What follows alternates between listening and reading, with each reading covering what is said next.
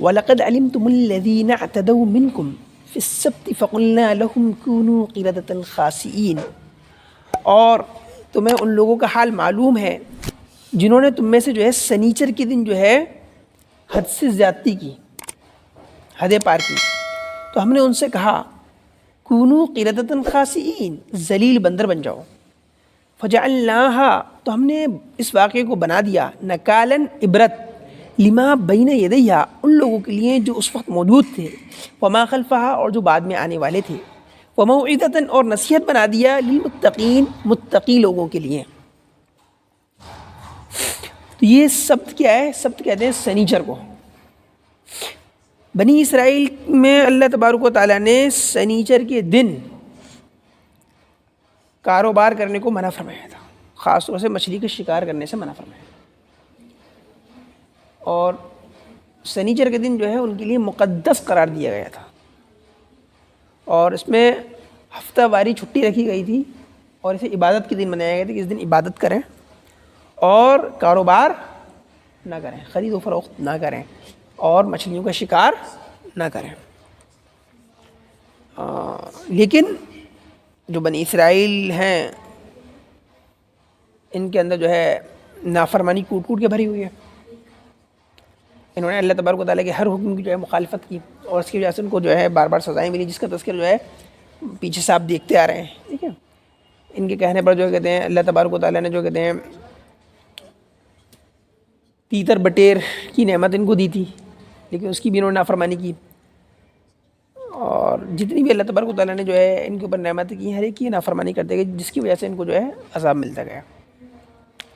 تو سنیچر کے دن اللہ تبارک و تعالیٰ نے منع کرا تھا کہ تمہیں جو ہے شکار نہیں کرنا ہے، لیکن ان لوگوں نے کیا کرا، پہلے تو چھپ چھپ کے کرنے لگے، ٹھیک ہے، اور اس طرح سے کرنے لگے کہ سنیچر سے پہلے والا جو دن ہوتا تھا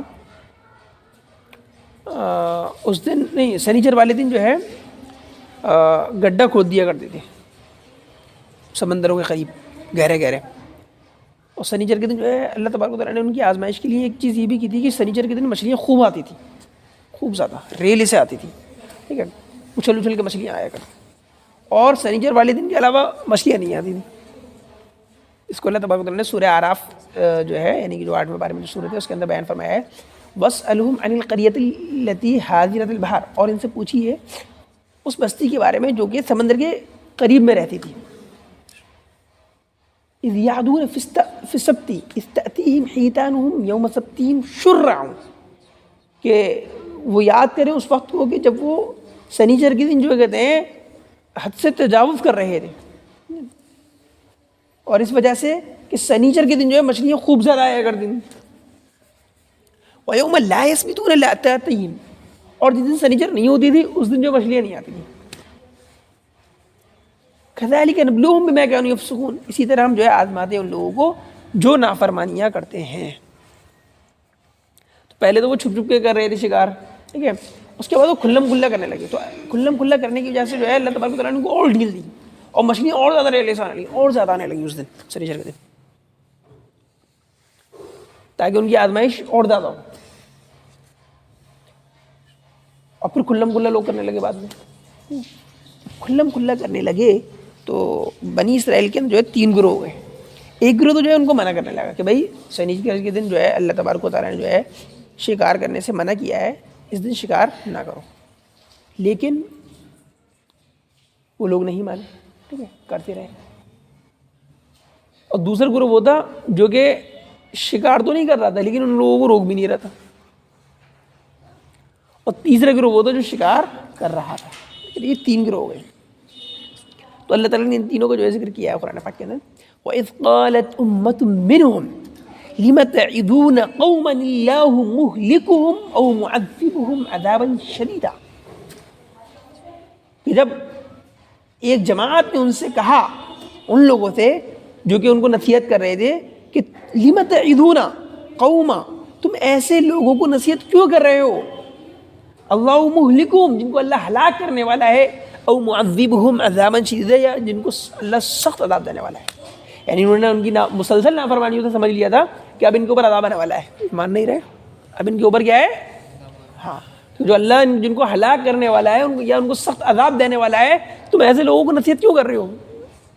اب یہ ہٹ درم ہو چکے ہیں، یہ ماننے والے نہیں ہیں، اب ان کو مت سمجھاؤ۔ تو جو لوگ ان لوگوں کو نصیحت کر رہے تھے انہوں نے جواب دیا معذرۃ الی ربکم ولعلہم یتقون، ہم جو ان کو نصیحت کر رہے ہیں، ان کو سمجھا رہے ہیں، اس کی دو وجہ ہیں۔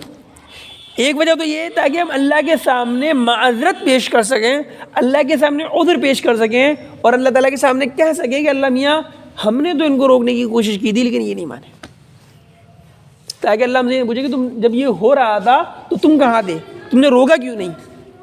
تو ہم اللہ کے سامنے معذرت پیش کر سکیں، ایک تو ہم اس وجہ سے ان کو روک رہے ہیں، ٹھیک ہے۔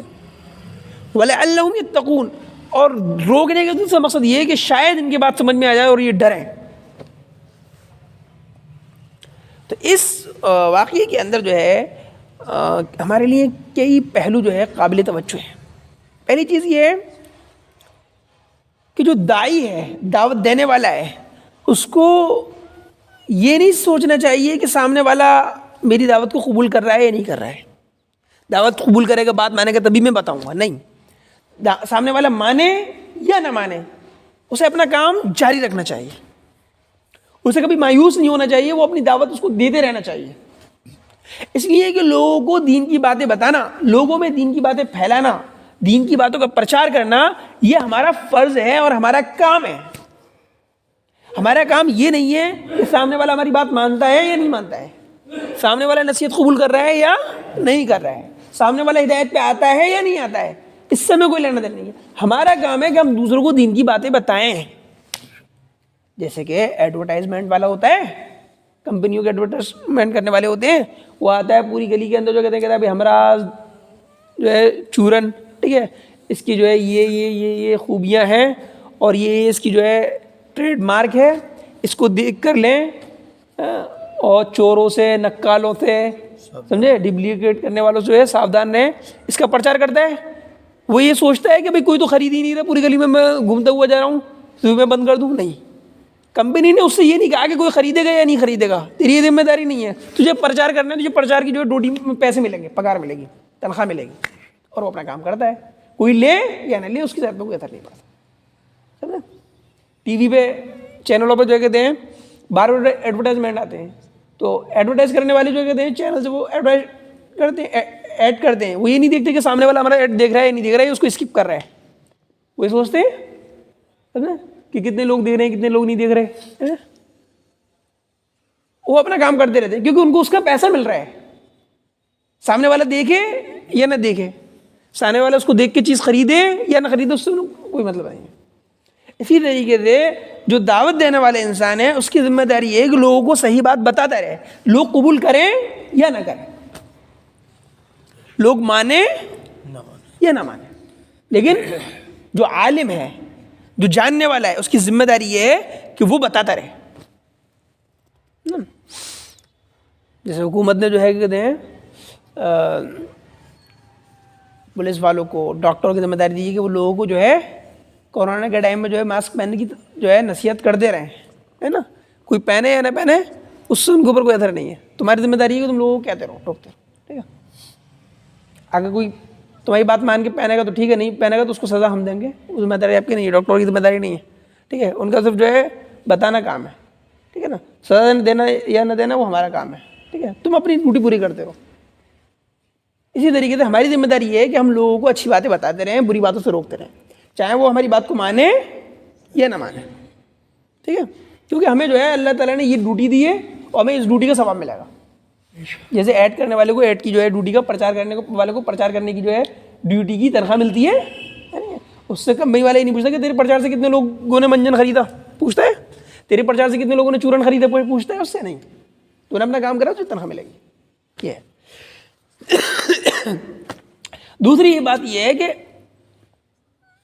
ہم جس کو دعوت دے رہے ہیں ہمیں اس سے امید رکھنی چاہیے، ہمیں نا امید نہیں ہونا چاہیے، ہمیں اپنی دعوت میں کیا نہیں ہونا چاہیے، نا امید، ہمیں امید رکھنی چاہیے کہ آج نہیں مانے گا کل مانے گا، کل نہیں مانے گا پرسوں نہیں مانے گا۔ دیکھو دنیا کے جتنے ادارے ہیں ان میں کوئی نا امید نہیں ہے سوائے مسلمانوں میں، مسلمان کر بھائی کوئی نہیں ماننے والا ہے، یہ چھوڑو، دعوت مت دو، ماحول خراب ہے، یہ وہ ہے، لیکن اس کے علاوہ اور لوگوں کو آپ دیکھیے جتنی کمپنیاں اپنے ایڈ کر رہی ہیں، کوئی جو کہتے ہیں یہ نہیں سوچتا کہ سامنے والا خرید رہا نہیں خرید رہا، وہ اپنے ایڈ کرتے رہتے ہیں، وہ کبھی مایوس نہیں ہوتے کہ آج نہیں کل خریدے گا، کل نہیں پرسوں خریدے گا۔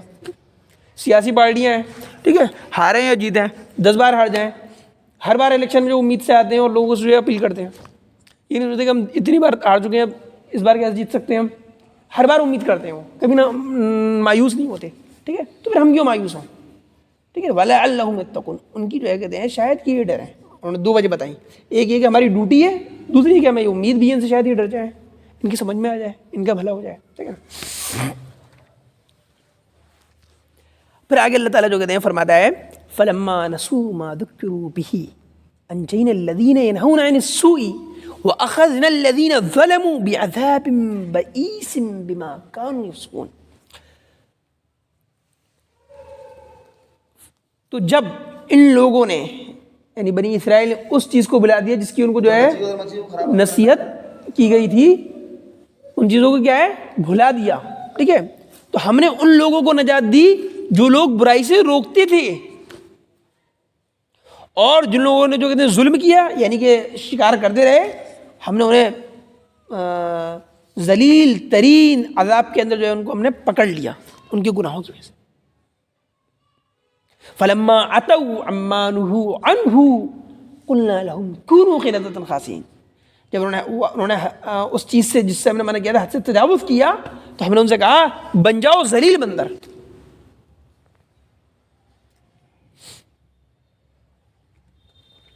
اور وہی چیز جو ہے اللہ تعالیٰ نے ان آیات کے اندر جو ہے مختصر طور پہ بیان فرمائی ہے، جو وہاں پہ اللہ تعالیٰ نے تفصیل سے بیان فرمائی ہے۔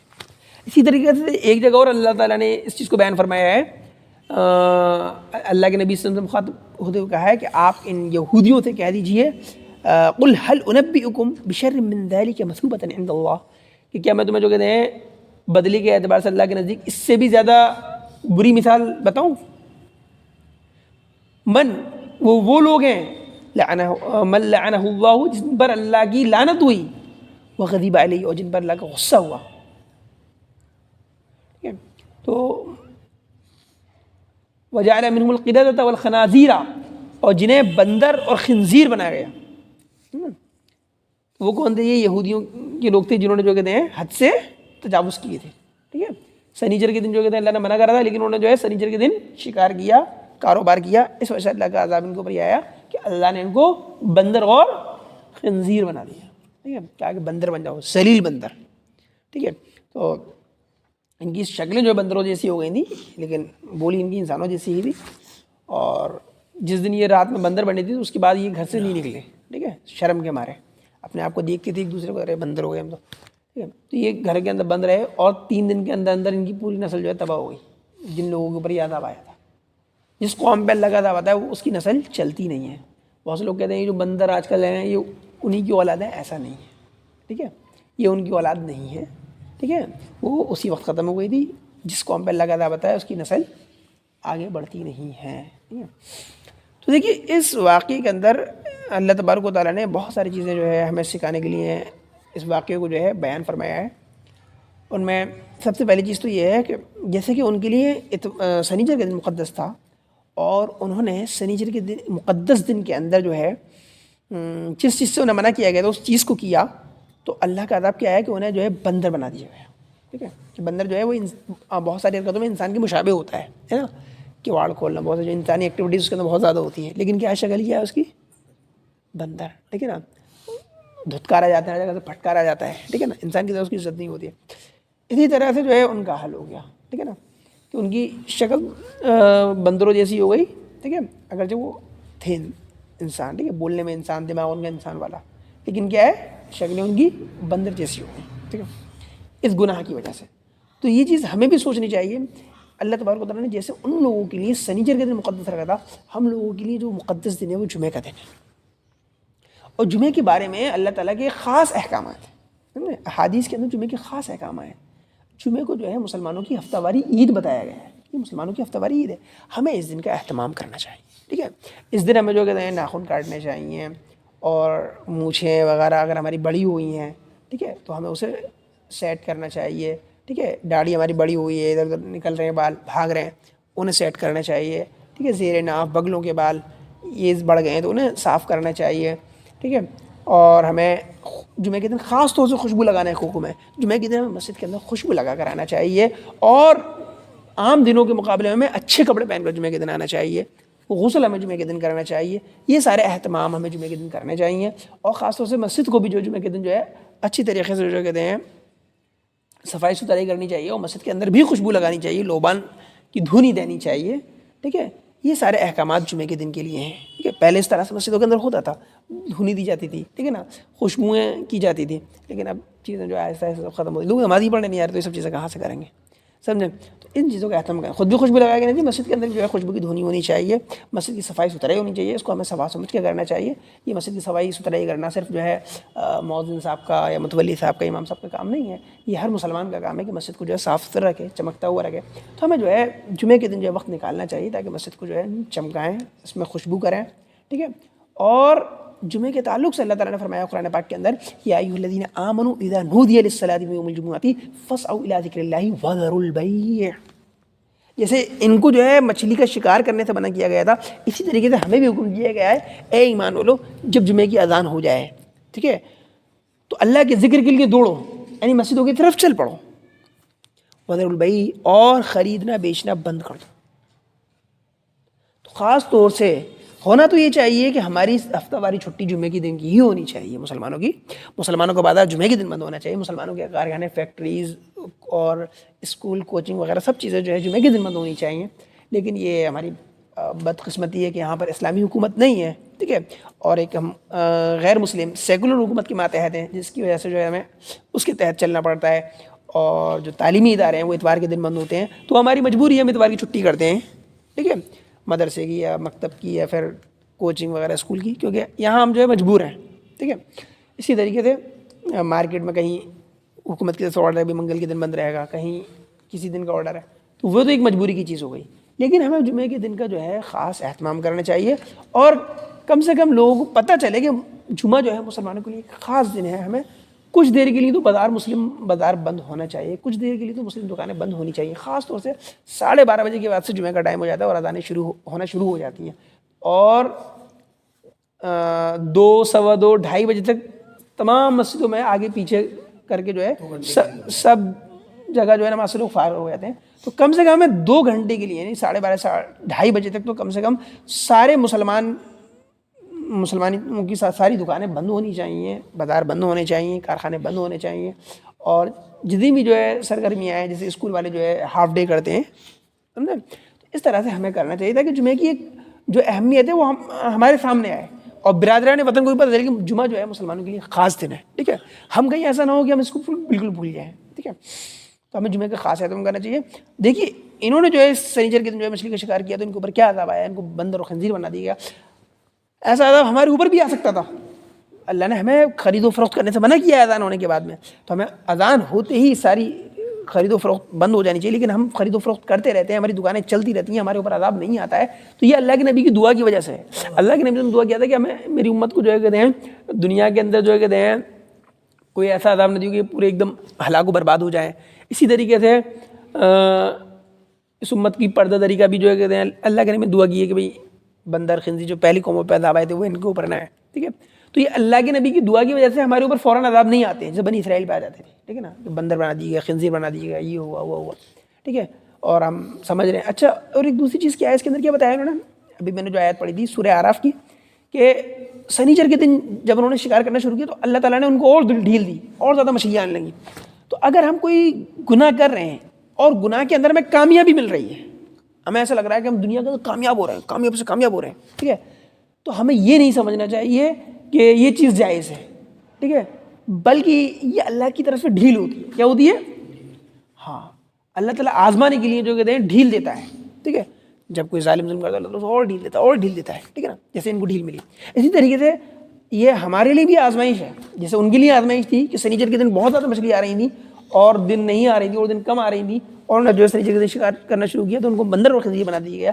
اسی طریقے سے اگر ہمارے نماز کے ٹائم پر, خاص طور سے جمعے کی اذان کے وقت, اگر دکانداری زیادہ ہو رہی ہے, کسٹمرز زیادہ آ رہے ہیں, ٹھیک ہے, اذان ہونے کے ٹائم زیادہ آ رہے ہیں, عصر کے ٹائم, مغرب کے ٹائم, اور جس ٹائم میں جو کہتے ہیں اذان نہیں ہو رہی, نماز نہیں ہو رہی, اس ٹائم میں کسٹمرز نہیں آ رہے ہیں, تو یہ ہمارے لیے آزمائش ہے. ہمیں جو ہے کہتے ہیں کسٹمر کے چکر میں جو ہے نماز نہیں چھوڑنی چاہیے، ٹھیک ہے نا. ہمیں جو ہے نماز کو لیٹ نہیں کرنا چاہیے، نماز کو قضا نہیں کرنا چاہیے. یہاں ہمارے یہ امتحان ہوتا ہے کہ ہم اللہ تعالیٰ کو رب مانتے ہیں یا دکان کو رب مانتے ہیں. دکان چلانے کا حکم شریعت نے دیا ہے، کاروبار کرنا چاہیے، حلال کاروبار کرنا، حلال طریقے سے پیسہ کمانا انسان کے اوپر فرض ہے.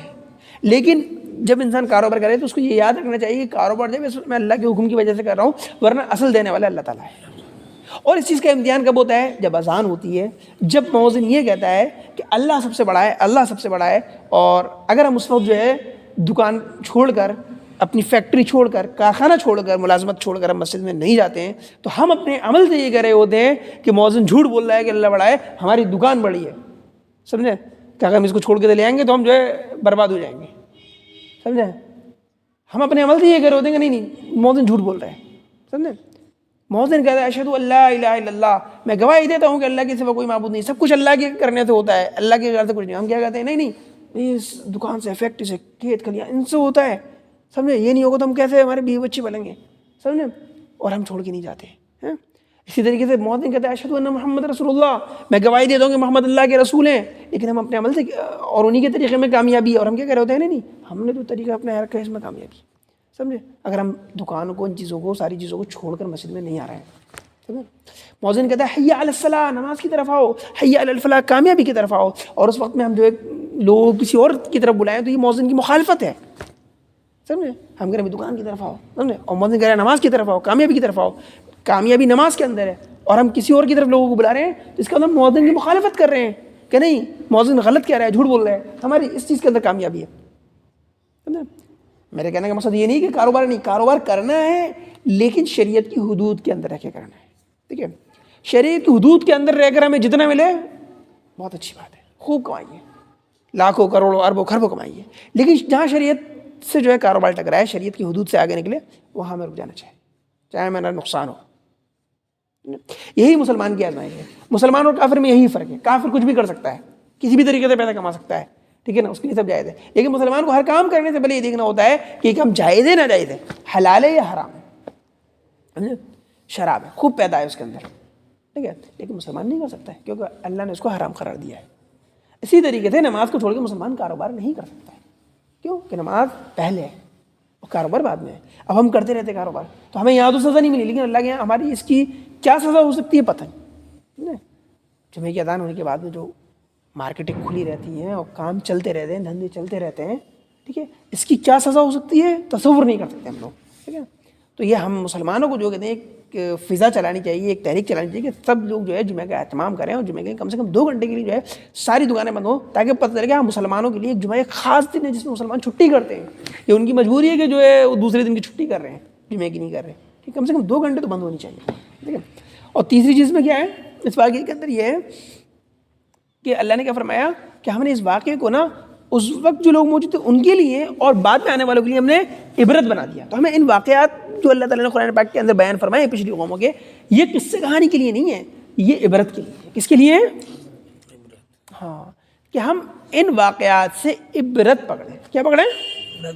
ہاں کہ جیسا ان کو سزا ملی تھی کہیں ہمیں نہ مل جائے، اس لیے ہمیں ڈرنا چاہیے. ٹھیک ہے عبرت پکڑنی چاہیے. اور نصیحت کن کے لیے؟ متقی لوگ ہیں جو ڈرنے والے ہیں، وہ نصیحت حاصل کرتے ہیں. جو ڈرنے والے نہیں ہیں، متقی نہیں ہیں، ان کے لیے نصیحت نہیں ہے. نصیحت وہ حاصل کرتا ہے جس میں اللہ تعالیٰ کا خوف ہوتا ہے. اور تیسری چیز پتہ چلی کہ ہمیں لوگوں کو دین کی دعوت دیتے رہنا چاہیے. ہمیں یہ نہیں دیکھنا چاہیے کہ وہ ہماری بات کو مان رہا ہے یا نہیں مان رہا ہے. ٹھیک ہے نا. اور دعوت دینے کے 2 مقصد ہوتے ہیں. ایک ہے کہ یہ ہماری ذمہ داری ہے. ہماری ذمہ داری یہ نہیں کہ وہ دعوت قبول کرے یا نہ کرے، ہماری ذمہ داری دعوت دینا ہے. دوسری یہ کہ یہ امید لگا رکھنی چاہیے شاید وہ صحیح راستے پر آ جائے. اور دیکھیے اس واقعے کے اندر اللہ تعالیٰ نے 2 گروپوں کا تو ذکر کیا ہے کہ جنہوں نے روکا ان کو اللہ نے بچا لیا، اور جنہوں نے گناہ کیا ان کو اللہ نے ہلاک کیا، بندر بنا دیا. لیکن جو تیسرا گروہ ہے جس نے مچھلی کا شکار تو نہیں کیا لیکن ان کو روکا بھی نہیں، اس کا اللہ تبارک و تعالیٰ نے ان آیات میں ذکر نہیں کیا ہے. ان کا ذکر دوسری آیات میں ہے. ایک جگہ اللہ نے فرمایا ہے لعن الذین کفروا من بنی اسرائیل علی لسان داود و عیسی ابن مریم ذلک بما عصوا وکانوا یعتدون کانوا لا یتناہون عن منکر فعلوہ. اس کے اندر فرمایا ہے کہ بنی اسرائیل کے جو کافر ہیں ان کے اوپر جو ہے لعنت ہوئی عیسیٰ ابن مریم اور داؤد کی زبان سے، بس اس کے جو وہ حد سے تجاوز کرتے تھے اور وہ گناہوں سے آپس میں ایک دوسرے کو نہیں روکتے تھے، وہ بہت بڑی چیز تھی جو وہ کرتے تھے. تو جو لوگ جن لوگوں کے سامنے برائیاں ہو رہی ہیں اور ان کو برائیوں کو نہیں روک رہے ہیں تو ان کے اوپر بھی جو ہے کہتے ہیں لعنت ہے. تو ہمیں جو ہے برائیوں سے جہاں ہمیں خود رکنا چاہیے ہمیں دوسروں کو بھی روکنا چاہیے، جہاں ہمیں خود اچھی باتیں کرنی چاہیے وہاں ہمیں دوسروں کو بھی اچھی باتوں کو حکم کرنا چاہیے. اگر کہیں جوا ہو رہا ہے اور 4 لوگ جوا کھیل رہے ہیں اور 2 لوگ کھڑے ہو کے جوا دیکھ رہے ہیں تو پولیس والے آ کے جو ہے پہلے دیکھنے والوں کو پکڑتے ہیں کہ ہو رہا ہے تو آپ نے منع کیوں نہیں کرا، ان کو روکا کیوں نہیں، ہے نا. تو ہمیں برائیوں سے لوگوں کو روکتے رہنا چاہیے اور اچھائیوں کو حکم کرتے رہنا چاہیے. یہ اس واقعے کو جو ہے مقصد ہے بیان کرنے کا، اور ہمیں جمعہ کا اہتمام کرنا چاہیے. سبحان اللہ و بحمدہ، سبحانک اللہم و بحمدک، نشہد ان لا الہ الا انت، نستغفرک و نتوب